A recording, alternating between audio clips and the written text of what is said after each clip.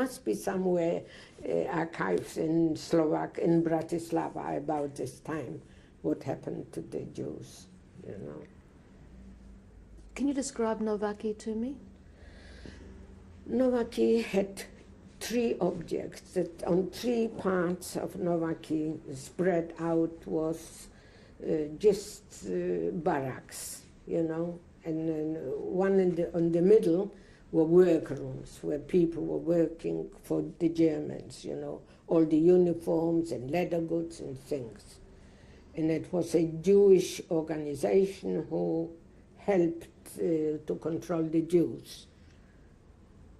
So when I arrived, we were just standing in a row, and where do you want to go?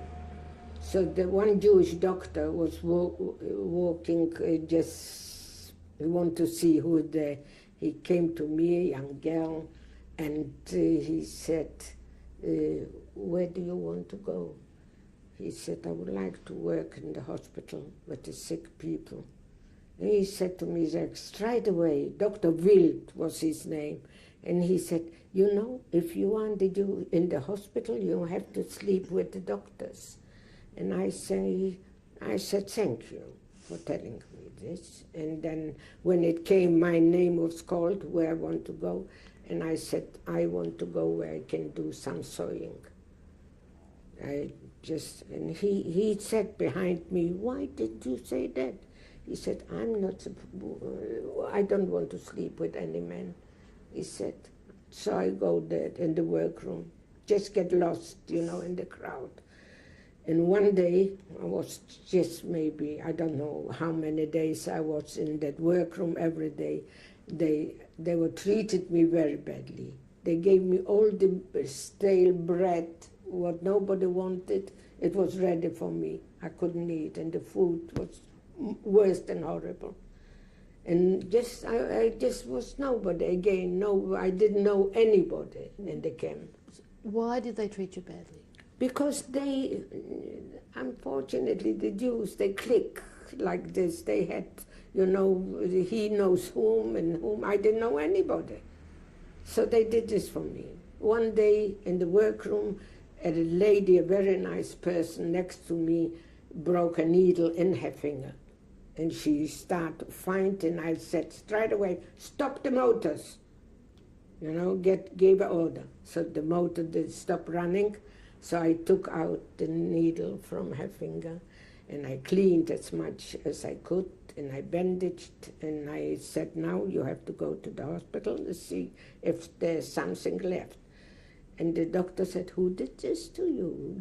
She saved your life. You haven't got a bit of needle there, nothing. So she said she's a nurse. She said, my God, we need nurses so badly, and she's sick in a workroom. And they sent for me.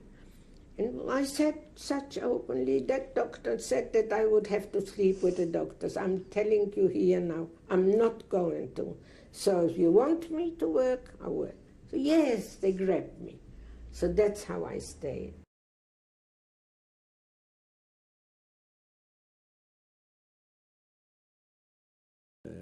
There was also a medical building, you know, it's called Oshetrovna. It is like an ambulance, you know, ambulatory, but with a few beds. So if somebody got really sick, they could sleep there. And there were a few physicians, and one of the physicians became my son, my brother-in-law, because my sister came there, and they became friendly with this Dr. Mandler, and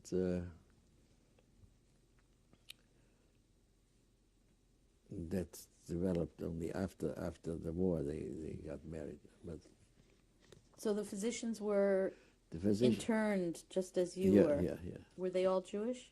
All Jewish.